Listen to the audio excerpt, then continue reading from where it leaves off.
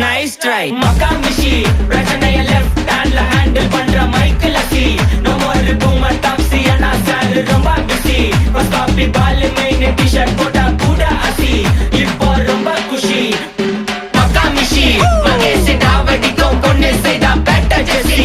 நான் சொல்லிட்டு போனா ஃபீல் பண்ணாத லைஃப் ரசி லைஃப்ல கஷ்டம் வந்தா மாங்கா பத்த போல ருசி பலகா போட்டு ருசி